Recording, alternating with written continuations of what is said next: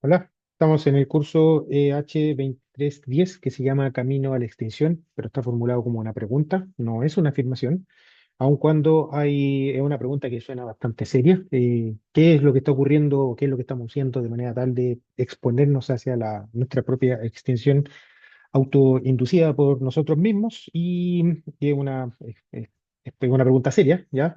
Que por el momento pareciera decir de que sí, estamos haciendo muchas cosas que no están bien, pero la idea del curso no es quedarnos con el diagnóstico, sino que básicamente entender el problema y ver qué es lo que podemos hacer tanto del plano individual, del plano colectivo, desde el plano profesional, etcétera, de manera tal de poder salir de esta trayectoria que nos amenaza. Y la idea es construir un futuro o una sociedad o una civilización que se sustente a sí misma, ¿ya? De manera tal que podamos seguir colonizando planeta en el futuro. Eh, Estamos en la tercera unidad temática del curso. Esta es en la tercera unidad climática. Hablamos acerca de qué es lo que pasa con Chile. Este es el segundo video de esa unidad climática. En el primer video estuvimos viendo qué es lo que ocurría con Chile en el contexto internacional, haciendo las comparaciones eh, en términos de emisiones, tanto totales como emisiones per cápita. Y en este video acá ya vamos a ver qué es lo que ocurre con el caso particular de Chile, cómo ha sido la trayectoria de emisiones desde el año 1990 hasta la fecha. ¿Por qué le digo del año 1990 hasta la fecha? Porque yo lo que le voy a estar haciendo es mostrar ahora los resultados del informe bienal de actualización de Chile sobre cambio climático. Este es un documento oficial que redacta el Ministerio de Medio Ambiente y lo entrega a la ONU. Se tiene que hacer cada 2 años, bienal. Eh, y este es el documento final oficial donde todos los países, todas las partes reportan cómo han sido las emisiones de gases invernadero, de efecto invernadero, en el propio territorio producto de la actividad de los propios países. Voy a estar mostrando los resultados del quinto informe que se presentó a la ONU. Ese informe se presentó el año 2022, ¿ya? Y en ese informe se reportó todo lo que han sido las emisiones desde el 90 hasta el 2020. La gracia es que todos los países presentan estos documentos con una metodología de cálculo que está, bien, está estandarizada y es aceptada a nivel internacional, y de manera tal que se puedan hacer las comparaciones o se pueda hacer el seguimiento de cómo han ido evolucionando los compromisos en función de lo que ha ocurrido en términos de las emisiones. Y los valores que se presentan acá están en términos de CO2 equivalente. No es CO2, no es masa de CO2 como la hemos conocido en los videos anteriores. Esto acá no es solamente la masa de ese átomo, o sea, de esa molécula compuesta por un átomo de carbono y dos de oxígeno, sino que se suman eh, todos los gases de efecto invernadero y la masa de cada uno de estos gases se pondera por un factor que da cuenta de qué tan poderoso es este gas para efectos de producir el efecto invernadero respecto del CO2. Entonces, por eso se expresa todo en términos de masa de kilos, toneladas o lo que sea de CO2, aun cuando para llegar a ese resultado se tomaron los diferentes gases de efecto invernadero, está el metano, los óxido nitroso, los fluorocarbono y una serie de otros gases que producen efecto invernadero. Cada uno de esos gases tienen diferente potencial de producir el calentamiento y se suma todo esto acá en una suma ponderada en función de ese potencial que les mencionaba en un principio. Así todo, es como entre el 70 y el 80% de la masa total de este CO2 equivalente se debe principalmente al CO2, al compuesto, ¿ya? Así que el principal problema sigue siendo el CO2 como compuesto, ¿ya? Que es el que tiene que llegar a la neutralidad y una serie de otras cosas. Pero antes de entrar a los datos, es siempre bueno ver qué es lo que pasa con el caso de Chile. Esta es también una información que está reportada dentro del documento. Al principio parece todo uno estadístico, toda una descripción de qué es lo que ocurre con Chile en términos de su superficie total, cuántos son tierras forestales. El 24% de la superficie de Chile son forestales, un 4,3% son zonas de cultivo, pastizales, 40%, humedales, un 1,1%, asentamientos, ahí estamos hablando de la ciudad, un 1,1%, otras tierras, desierto básicamente, casi un 30%, áreas marítimas protegidas, esto acá el 2022, 358.000 hectáreas, 358 millones de hectáreas. ¿Ya? Un sistema de protección de área silvestre, de nuevo, 16 millones de hectáreas que están protegidas. Tenemos una población al 2002 de 15 millones y algo, el 2017 de 17 millones y medio, Hoy día ya tenemos que estar de los 18 y tal vez un poquito más. Hay más mujeres que hombres, una población rural es bastante minoritaria, estamos entre el 10-15% máximo. Población indígena del orden de 2 millones de personas. La esperanza de vida el año 2017, que es la esperanza de vida al nacer, o sea, toda la gente que nacía en promedio, que nacía el año 2017, en promedio iban a vivir del orden o sea, del orden de 80 años. Los hombres tienen una esperanza de vida, tenemos una esperanza de vida un poquito menor, las mujeres tienen una esperanza de vida un poquito mayor y la esperanza de vida va cambiando en la medida que van avanzando, porque la esperanza de vida está fuertemente condicionada con la mortalidad infantil, por ejemplo, que hace que se reduzca drásticamente la esperanza de vida, y así que ya pasado, no sé, pues ya pasado los 80 años, ya uno puede llegar perfectamente a los 100 años sin mayores problemas, ¿ya? Tasa de alfabetización, 96,4%, es un número súper importante, un número súper alto, del cual tenemos que estar relativamente orgullosos, aun cuando hay problemas con la comprensión y lectura y no sé otras cosas, pero en términos de cobertura, estamos bastante bien. Mortalidad infantil, estamos hablando de 7 niños o niñas por cada mil niños nacidos, mil guaguas nacidas. Es un número bajo, ¿ya? Que sobre todo si se compara con cómo ha sido la trayectoria, cómo era ese número en la década del 60, es un número realmente bajo respecto de lo que había acá en Chile, de lo que ocurría acá en Chile en la época de los 60. Un par de videos más va a aparecer ese gráfico, ¿no? En términos del desarrollo social, tenemos que el 97% de la población de la población urbana está conectada al alcantarillado, es súper bueno. 99,9% está conectada a suministro de agua potable. Hay algunas zonas que todavía no tiene conexión, pero estamos hablando de de una cobertura casi llegando al 100%. Aguas servidas tratadas, estamos hablando de nuevo, casi un 100% de aguas servidas que se tratan antes de que sean devueltas hacia los ríos. Después aparece el índice de desarrollo humano, 0,8, la tasa de pobreza extrema, el 2020 de 4,3. Ese número tiene que haber cambiado un poquito con la pendiente, con la pandemia. Después estamos hablando de la tasa de pobreza del 10,8%. La tasa de pobreza, las definiciones en términos de tasa de pobreza y pobreza extrema están relacionadas con ingreso diario, ¿ya? Si mal no me acuerdo, la pobreza extrema está del orden de $1 por día. Con eso nomás les digo, o 1.000 pesos por día. El ingreso promedio para esa definición de pobreza extrema. El índice de Gini, 0,527, es un número que es alto si se compara con la OCDE, aun cuando ha ido bajando en el último tiempo, desde la democracia en adelante fue bajando, ahora queda un poquito estabilizado, pero sí ha cambiado en términos, si se presenta el cociente de ingreso entre el 10% más rico y el 10% más pobre, estamos hablando de un 41% en términos de ingreso. Eh, 10% de mayor ingreso recibimos en promedio 41 veces más que el 10% más pobre. Y yo digo recibimos porque estoy dentro de ese grupo. Y ustedes en el futuro probablemente van a estar, altamente probable. En términos de la actividad económica, tenemos 282 mil millones de dólares, es el Producto Interno Bruto. ¿Cuánto se produce en un año? ¿En cuánto produce la economía? El PIB per cápita dividido por la cantidad de personas, estamos hablando de $16.500 al año. Eso estamos hablando de más de 1 millón de pesos en promedio mensual por persona, aun cuando el promedio, como bien saben, no necesariamente dice qué es lo que está ocurriendo, qué es lo que está ocurriendo con la gran cantidad de la población, porque ese ingreso está fuertemente concentrado en algunas partes de la población. No es una distribución uniforme y para eso está el índice de Gini que está más adelante.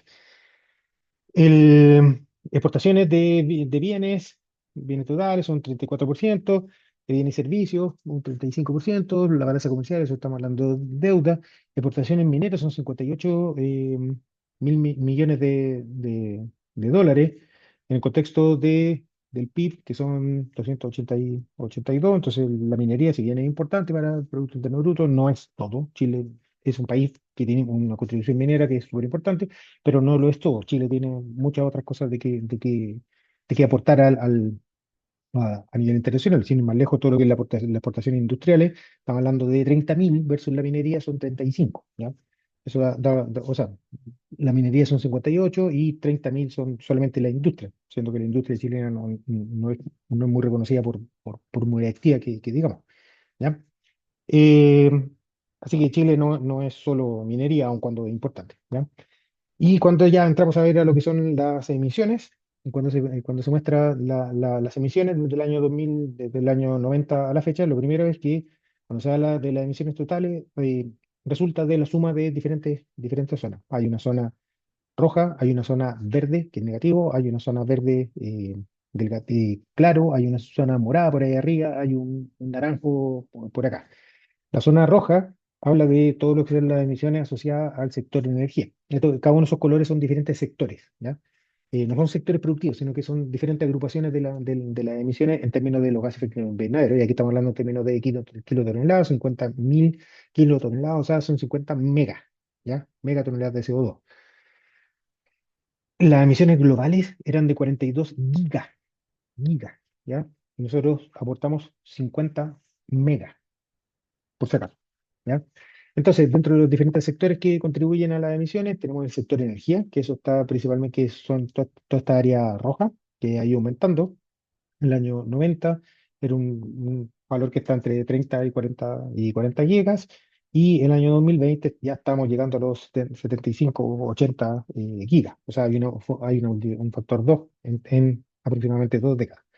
¿Ya? Y el sector energía, como les decía, está asociado a todo lo que es la industria de combustibles fósiles, principalmente. Y está asociado a la energía, pero en el contexto genérico, en la definición genérica de energía, que no necesariamente es producción de electricidad, sino que también esta energía en el contexto para la generación de calor, casa, residencial, eh, hornos de combustión en algunos procesos industriales. También tenemos energía para todo lo que es el transporte, ¿ya? Energía en caldera, etcétera. O sea, no solamente generación de electricidad, sino que energía en el contexto general. Después está el sector IPPU, que es un chiquitito, el naranjo que está por ahí arriba, que son todos los gases que no son asociados a la quema de combustibles fósiles. El rojo es quema de combustibles fósiles, el naranjo son gases de producción de industria, pero que no están asociados con la quema de combustibles fósiles, sino que son todos los otros gases de efecto invernadero. El mismo que producía el orificio de la capa de ozono, esos son los fluorocarbonos. Eso también produce calentamiento, y por lo tanto la producción, la actividad industrial que emite esos gases también emite, pero que no es energía, sino que es IPPO. Después está el sector agricultura, que es el que está por ahí arriba. Eso está principalmente a todo lo que son las emisiones asociadas a el uso de fertilizante y las vacas, en simple. Voy a saltar el 4 y el 5, que es el que está por ahí arriba, es el sector residuos, que son todas las emisiones, principalmente de metano, asociadas a la descomposición de la materia orgánica de la ciudad, ¿ya? Las ciudades o la actividad humana produce generalmente residuos en términos de basura, que se va a los rellenos sanitarios o se va al agua servida, eh, y toda la agregación de esa materia orgánica es la que está asociada con este sector de residuos. La gracia que está, y por qué creo que es súper importante que esté separado, es porque esas, esas emisiones asociadas a los rellenos sanitarios y al agua servida son tratadas, pasan por algún proceso industrial, los rellenos sanitarios y las plantas de tratamiento de agua servida. Por lo tanto, se podría pensar en algún sistema que capture esas emisiones y en vez de que se emitan directamente las emisiones a la atmósfera, si es que esas emisiones son, por ejemplo, metano, tenemos fuentes de producción de biocombustible. Entonces, la existencia de estas emisiones por residuos son principalmente metano, en gran medida metano, que ese metano, si es que se produce, si es que se captura y si es que se procesa adecuadamente, se puede ocupar para generación de energía, ¿ya? Entonces, podríamos reducir esas emisiones en mora y además, de pasadita, también reducir las emisiones de rojo, que no serían por quema de combustibles fósiles, sino que biocombustible asociado a la degradación de la materia orgánica. Y el UTCUTS son todas las emisiones asociadas a los cambios de uso de suelo, ¿ya? O los bosques, las tierras, nuestras tierras naturales, donde llama la atención de que no son emisiones, no son positivos, sino que son negativos, porque nuestros bosques capturan CO2, ¿ya? Y esa es nuestra gran gracia. Si en total nosotros emitimos del orden de 100, Nuestros bosques capturan 50. Por lo tanto, las emisiones netas, que sería todo lo que se emite menos lo que se captura por nuestros bosques, sería del orden 50, lo cual nos reduce la magnitud del problema. Ya no tenemos que deshacernos de 100, sino que tenemos que deshacernos de 50.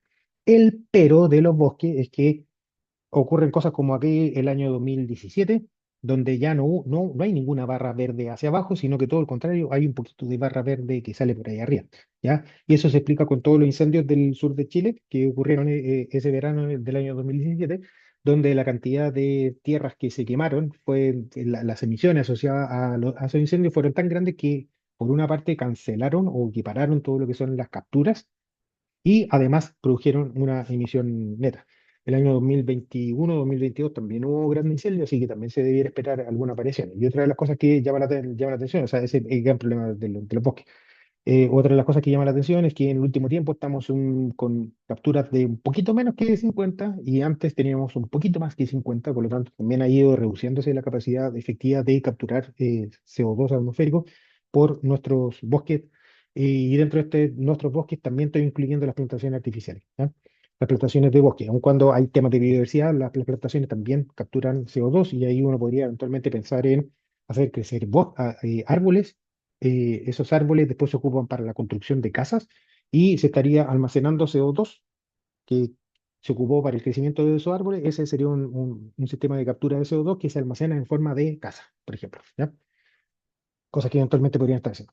Y la línea negra es el balance que es básicamente la suma de todas estas cosas, ¿ya?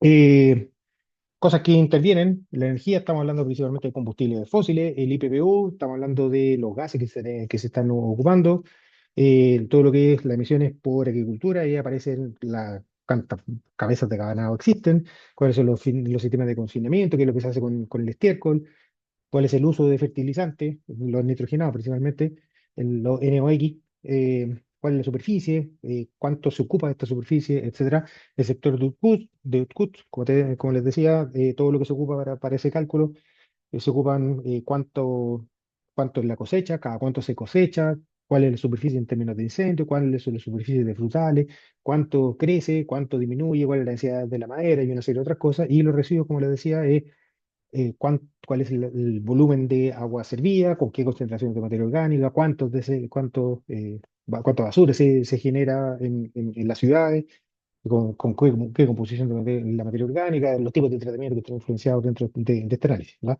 sea, son una serie de factores que se ocupan para poder hacer cuantificar cada una de estas emisiones o captura, con el caso de los bosques, en cómo ha ido variando en el año. Imágenes satelitales, producto, importaciones de todo, ¿ya? Que ahora si nos centramos solamente en lo que son las emisiones y nos quedamos con los sectores que emiten, el sector energía está asociado al 75,5% de nuestras emisiones. Ese es el gran número y estamos hablando de emisiones de CO2 principalmente asociado a la quema de combustibles fósiles. El sector IPPU, 6,6, el sector ganadería, 10,6 y los residuos son 7,3. Esta es la información del año 2020, ¿ya? Si nos vamos por gas de efecto invernadero, tenemos que la gran cantidad de las emisiones están asociadas al CO2, ¿ya? El metano, que es ese verde de ahí, tiene un 14,2% de las emisiones son asociadas al metano, que es un problema con la paleta de colores. El N2O está por ahí arriba, y los gases fluorados, que son lo que se ocupan para refrigerantes, también está por acá arriba. Un número más bien chico en comparación con lo que son todas las emisiones, que son principalmente CO2, y en segundo nivel el metano con un 14%. El tema del metano, y eso es importante discutirlo o mencionarlo, es que el metano tiene dos cosas. Uno es que el poder de calentamiento global es muy grande, ¿ya? O sea, 1 kilo de metano hace bastante más que 1 kilo de CO2. Entonces, es un problema puntual que hay que reducir de manera tal para evitar que se descontrole por ese lado. Y lo otro es que suena y se está trabajando el recortar las emisiones de metano rápidamente en un principio para poder ganar un poco más de tiempo. Esa es como la idea. ¿Y cómo se puede recortar el metano? Hay harto desarrollo tecnológico. El tratar las aguas servidas, el hacerse cargo de las fecas de las vacas, ¿ya? Eh, Esos son grandes desarrollos tecnológicos que se están ocupando. Todo lo que es la, el compostaje en casa también ayuda a reducir las emisiones de metano. Pensando en ganar un poco de tiempo a la espera que vengan los desarrollos que permitan o se abaraten los costos de estos grandes desarrollos que se necesitan para poder reducir las emisiones de CO2 asociadas principalmente a la quema de combustibles fósiles. ¿Ya? Eso, aquí estamos hablando del neto a nivel tanto emisiones netas, estas son per cápita, como el neto, que es restándole el output, ¿ya? En todas las curvas siempre se ha visto un aumento de las emisiones desde el año 90 hasta el año 2020, y en el último tiempo ha seguido casi eh, más o menos la misma tendencia, aun cuando se están viendo algunas cositas, lo vamos a ver un poquito más adelante. Eh, Así que eso es Chile en términos de lo que son estos primeros cinco grandes sectores de emisiones. Bosques, bosques, bosque nativo, hay que protegerlo, ¿ya? Porque ahí está ese es nuestro gran patrimonio, nos está compensando la mitad de las emisiones. Eso es una gran ventaja que no todos los países tienen, ¿ya? Y que nosotros debiéramos saber aprovecharla y no perder esa oportunidad. Y eso incluye reducir la tendencia que con el tiempo ha ido disminuyendo la cantidad de gases de efecto invernadero que se capturan por nuestros bosques. Esto acá principalmente por la tala de bosque o por eh, cosas de intervenciones antrópicas, principalmente, además de los incendios, ¿ya? Y para ir terminando con las excusas eh, para dilatar la acción climática, esta es una que probablemente la han escuchado, le insisto, esto acá son verdades parciales, ¿ya? No son mentiras. Es verdad que hay un tema del estado de bienestar dentro de todo esto acá. Todas estas emisiones que se está mostrando, todo este aumento en las emisiones, se explican en gran medida porque las condiciones de la población han ido mejorando con el tiempo. Además de que la población ha ido creciendo con el tiempo, pero la población ha ido mejorando las condiciones de la población. Y eso significa tener mayor acceso a recursos, significa tener eh, mayor consumo en términos de una diferente cosa. De manera que si es que uno ve solamente una cara de la moneda, uno efectivamente le puede encontrar la razón a este caballero de que dice que los combustibles fósiles son necesarios para el desarrollo. Sí, pero no, fueron necesarios. Sí, eso no lo niego. De que son necesarios, no. ¿Por qué? Porque ya existen los desarrollos tecnológicos que nos permiten a nosotros prescindir del uso de los combustibles fósiles sin tener que volver a la época de las cavernas, que sería lo que dice en el segundo recuadro, abandonarlo a los combustibles fósiles, condenamos a los más desfavorables a la privación y al no poder tener el derecho a un estándar moderno de bienestar. Como les decía, son verdades parciales. Los combustibles fósiles han permitido muchas cosas, pero de que hayan sido importantes no significa que debieran seguir siendo importantes. Y ahí está la pequeña trampa, ¿ya? Em, Eso, nos vemos entonces el próximo video. Chao.